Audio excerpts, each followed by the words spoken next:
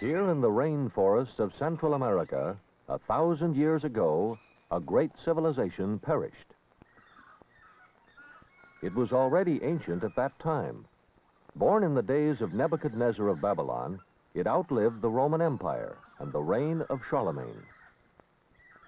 But by the time the Spaniards invaded the New World and discovered this startling history, its greatest achievements were long in the past.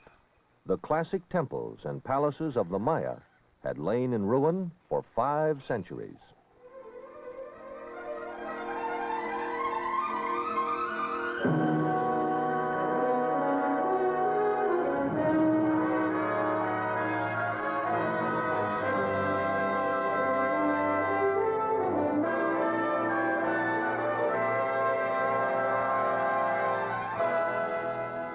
The Maya were part of Mesoamerica, that rich reservoir of Indian culture which extended from El Salvador to central Mexico. From the west, it received nourishment from 3 related civilizations at La Venta, Monte Alban, and Teotihuacan. The torrid swamplands bordering the Gulf of Mexico produced one of the earliest high cultures in the Americas, famous for its colossal sculpture of helmeted men with thick lips and flat noses. These huge basalt heads, up to 9 feet high and weighing as much as 40 tons, were produced at La Venta and other southern Gulf coast sites by a people whom we call the Olmecs. Much remains to be learned about the Olmec people who produced this extraordinary monumental art style, but their influence was to extend throughout the length and breadth of Mesoamerica. Across the continent, near the Pacific coast of Mexico, in the high Sierra surrounding the present city of Oaxaca, rise the extensive ruins of Monte Alban.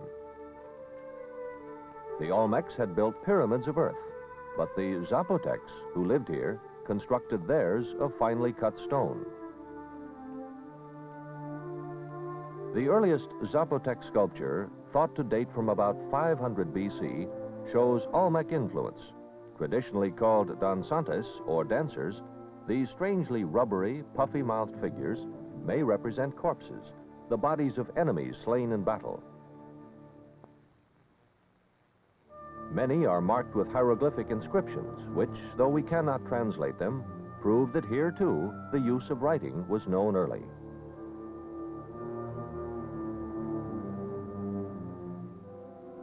The Mesoamerican site most familiar to tourists is Teotihuacan near Mexico City, with its 2-mile-long avenue and pyramids of the sun and moon. Its religion, artwork, and ideas were exported widely and are found as far away as Guatemala City. Teotihuacan called itself the gathering place of the gods, chief among whom was the feathered serpent, still worshipped at the time of the Spanish conquest as Quetzalcoatl. These cultures were all, at various times, in contact with the Maya, a civilization which surpassed them in many ways as it matured to greatness here in lowland Guatemala over a span of 1,500 years. Near the geographic center of this area, the majestic ruins of Tikal. Here, in an apparently unpromising environment, overgrown with tropical jungle, the Maya attained heights never equaled by any other American Indian culture. Their religion, art, and science all sprang from a profound interest in commemorating the events of their lives in terms of time. Time, whose regular intervals were celebrated by the erection of monuments called stelae. The finest artists were commissioned to carve portraits of the gods. On the altar stone, we see a captive or sacrificial victim, hands bound behind. The events were carefully dated, based on precise astronomical observations carried out over many generations. Tikal was an early leader in this culture, which spread through many centers of the classic period. Its temple pyramids tower above the surrounding mahogany and sapote trees, one of them 21 stories high. Maya art was enriched from many sources. Here, one of 3 platforms at Tikal, whose panels and decorative motifs are derivative of Teotihuacan. In all, Tikal comprises more than 3,000 structures and once covered an area of 25 square miles. The central section includes not only temple pyramids, but so-called palaces, sprawling labyrinths which may have served as headquarters, if not residences, of the local lords. Their actual use remains a controversial question. The Maya corbelled arch, capable of only a narrow span, gives these interiors, to our eyes, a cramped and inhospitable appearance. But whatever their function, these buildings, as well as temples, reveal unusual graffiti scratched on their walls. These drawings, sometimes quite carefully made by skilled draftsmen, give us a glimpse of Maya everyday life.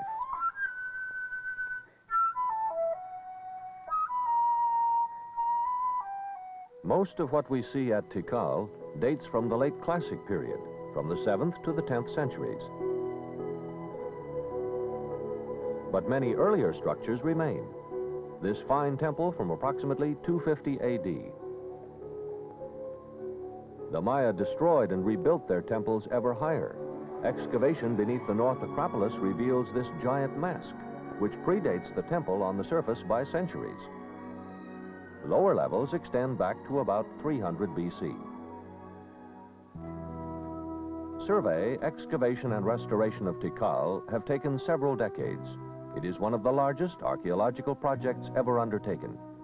Inaugurated in 1956 by the University Museum of the University of Pennsylvania in cooperation with the Guatemalan government.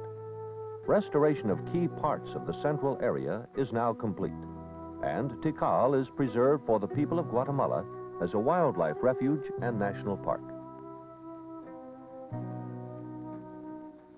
The careful work of consolidation has assured that tree roots and weather will no longer endanger the delicate limestone masonry and statuary. Temples, once little more than earthen mounds, have been cleared of rubble and revealed in their original form. The Great Plaza, heart of Tikal, surrounds the visitor with an unforgettable impression of the classic Maya world.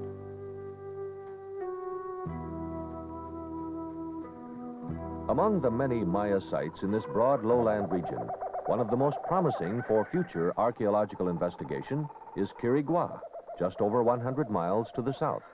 Although only slightly excavated and smaller than Tikal, it is famous for its extraordinary sculpture dating from the height of the Classic period. On the sides of stelae, we find dates computed for 90 million years, created at a time when Europeans supposed the Earth to be no more than 5,000 years old. The astronomers of Quirigua had a comprehension of time which would not be equaled in our own civilization until the 19th century. At the end of the Classic period, throughout the lowlands, many stelae were defaced and some were apparently overthrown, perhaps as part of a mass rebellion.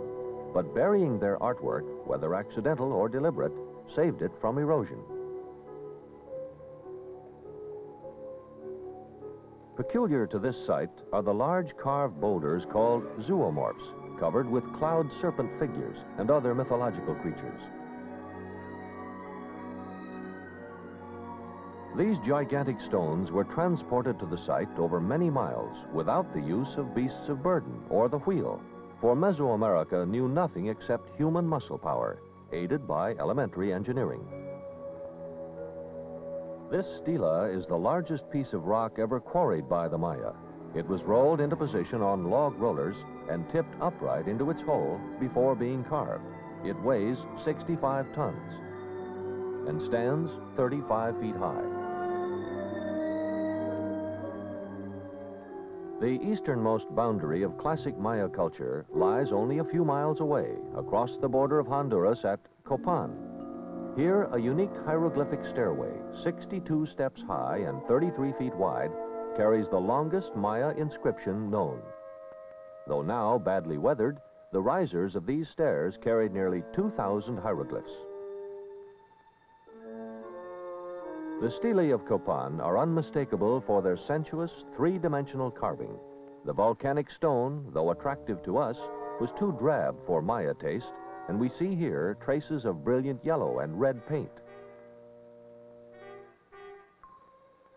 Many Maya inscriptions are as yet undeciphered, but at Copan, they were executed with the skill befitting a center of sculpture and carving.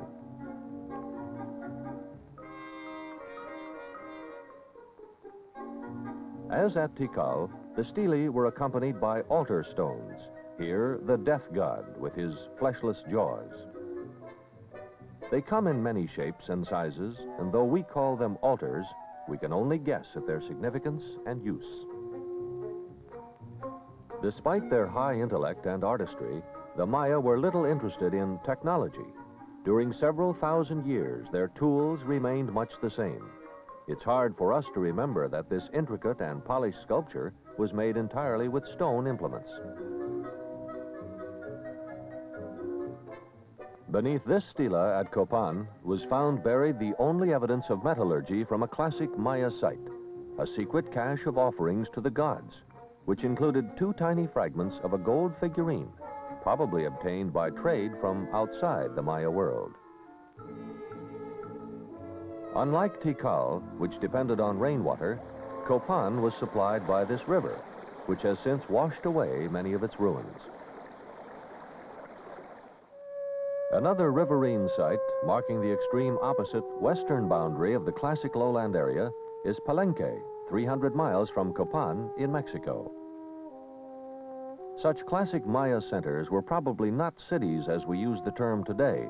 Their relatively modest resident population was enormously swelled on festival and market days when the Maya gathered here from their scattered farms to worship and trade.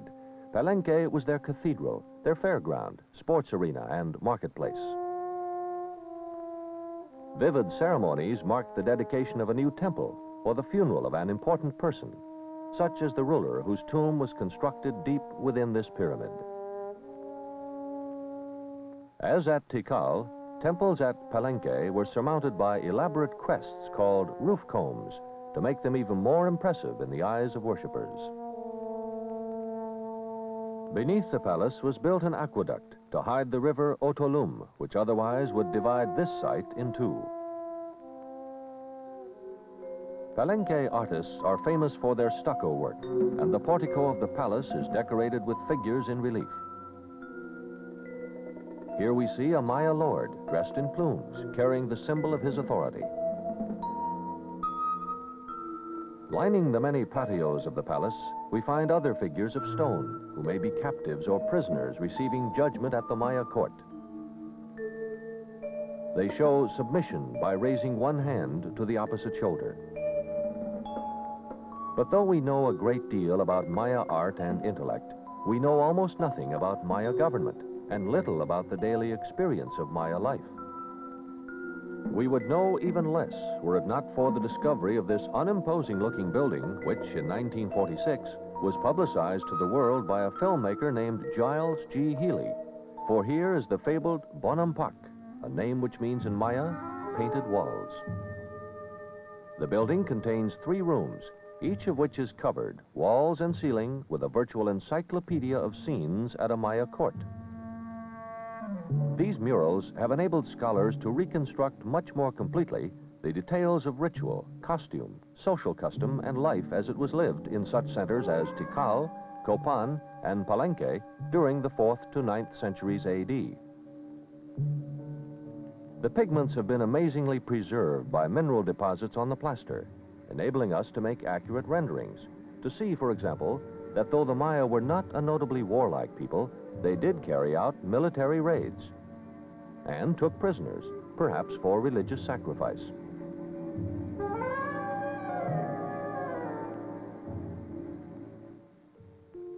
The scientist looks to Maya art for information, but the art historian sees it as among the most beautiful created in the Americas. Symmetrical pottery made without even the knowledge of the potter's wheel. This ceremonial vessel comes from post-classic times. The design was carved on the surface before the clay was completely dry.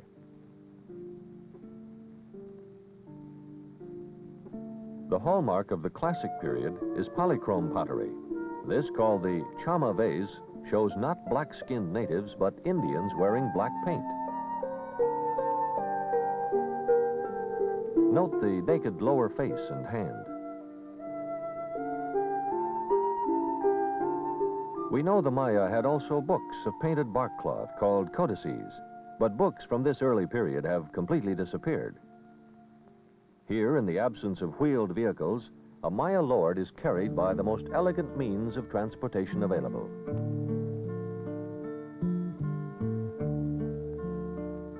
The elongated head and sloping forehead shown in Maya painting is not merely an artistic convention. The Maya practiced skull deformation, binding the head in early childhood to prevent longitudinal growth. This distortion, considered a mark of beauty, is accurately reflected in their art. Early sculpture was expressive but crude. Commencing about 300 AD, it gradually assumed that mastery of form which we have seen in the stele and stucco work of their buildings. Even minor figurines, shown in these small pottery fragments, carry a stamp which is undeniably classic.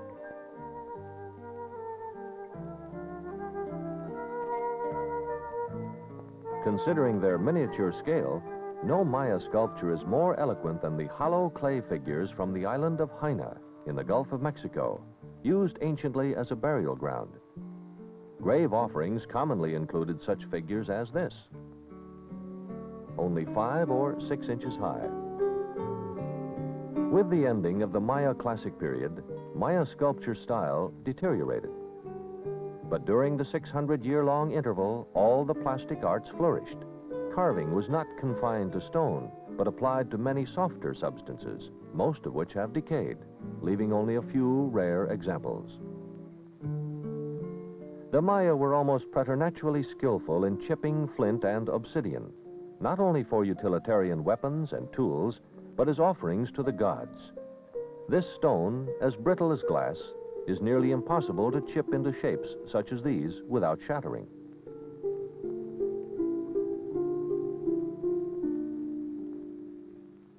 Nothing, however, better demonstrates Maya skill than their remarkable carvings in jade, one of the hardest minerals known. Using only stone tools, bone and reed drills, and sand for grinding, the Maya created outstanding lapidary art. They called jade their precious stone of grace, symbol of green corn and clear water, the essentials of life itself.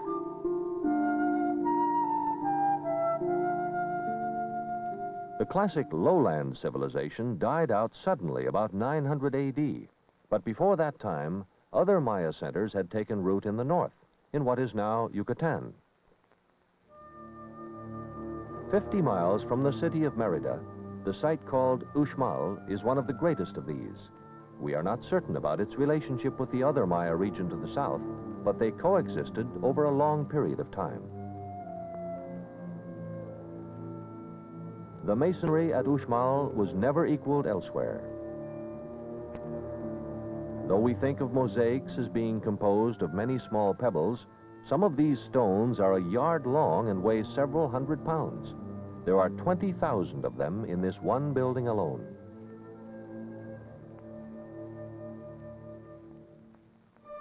In typical Maya fashion, structures at Uxmal were built and rebuilt a number of times. This temple pyramid, unusual in that it has an oval base, is the 5th and final version, and features masks of Chak, the rain god, on its face.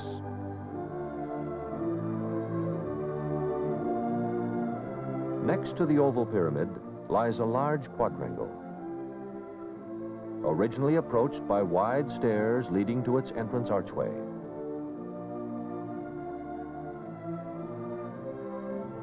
We enter a noble courtyard with 4 great facades looking down upon it, each ornamented from one end to the other with the richest and most intricate carving, a scene of strange magnificence, surpassing any that is now to be seen. So wrote John Lloyd Stephens, a New York lawyer and gentleman adventurer who introduced the Maya to the modern world. Stephens camped in these same ruins in 1841. With his companion, the artist, Frederick Catherwood, he recorded and published many of these then-forgotten Maya artifacts and defended them as products of an indigenous American Indian civilization. Exploration and restoration are still going on. Stone by stone, the buildings and mosaics are resurrected. The Mexican government is now at work rebuilding the Temple of the Dwarf, once the highest structure at Uxmal. But elsewhere, much yet remains to be done. Yucatan contains literally scores of Maya sites, scattered over hundreds of square miles. A near neighbor of Uxmal and a twin city was Caba. These two formed the population centers of the peninsula in the 9th and 10th centuries A.D. They shared their late classic culture, their religion, their architecture, and their commerce. A 9-mile causeway once connected them and entered Caba through a giant corbelled arch.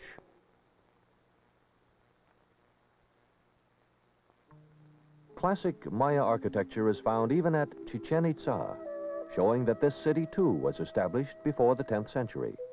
But here we see the radical changes which took place when Mexican invaders called Toltecs conquered the Yucatan about 950 A.D.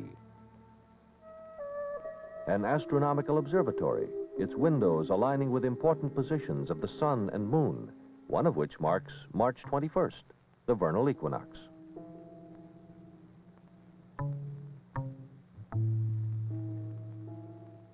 The invaders brought with them the religion of Tula, heir to ancient Teotihuacan. They built this pyramid as a temple to the feathered serpent.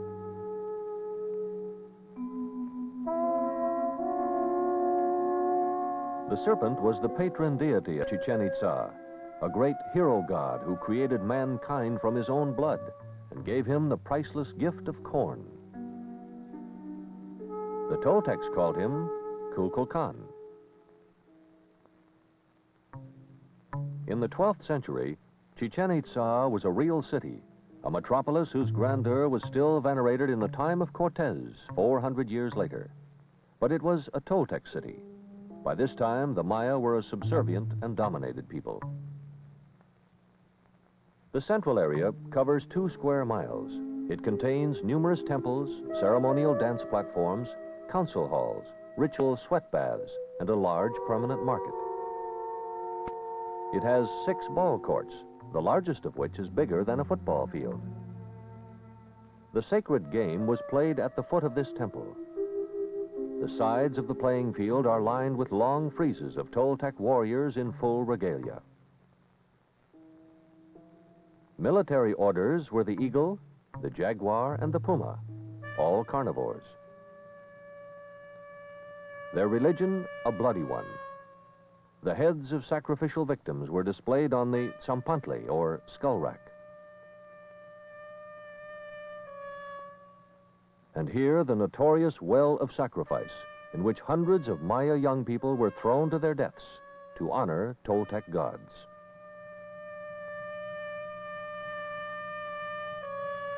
The lowland Maya civilization had collapsed long since from mysterious causes, but to the far south, in the mountains around Guatemala City, a remnant of Maya culture was to make a fierce last stand. These tribes, living in scattered sites like Ishimche, had experienced a separate history for more than a millennium. Though they spoke dialects of the Maya language and had some contact with the people in the lowlands, by late classic times, they represented a distinctly different society. Individual small kingdoms, perpetually at war with one another, they were scarcely affected by the collapse of classic Maya civilization to the north. And thus they endured until the coming of the Spaniards. Unlike the lowland Maya, who lived virtually without fortifications, these people built their cities into mountaintop strongholds. Behind high walls, they constructed their characteristic twin pyramids and enjoyed the material pleasures of life, for they were rich, supported by profitable trade in the abundant natural commodities of their region. But despite wealth and security, they never achieved the level of classic civilization. They had a more healthful climate and a more fruitful environment, but they dissipated their energies in militarism. This city, Mixco Viejo, was one of the last to hold out. It fell finally to the Spaniards when it was betrayed by a jealous neighboring tribe. Where then did the Maya go? The answer is that they are still with us today. The same people speaking much the same languages, observing traces of the ancient religion and the ancient ritual calendar. They still hold their twice-weekly market days and pray at least occasionally to pagan gods. But what of the great intellects, astronomers and architects, scribes and mathematicians? What became of classic culture? Why did it collapse 1,000 years ago? The answers to these questions we may never know completely. The common people live as they have lived since pre-classic times. Corn is still considered God's supreme gift to man. It is grown in small consecrated plots called milpas, cleared from the forest by burning. But the greatness of Maya civilization has disappeared, like the smoke of burning milpas, leaving no trace behind.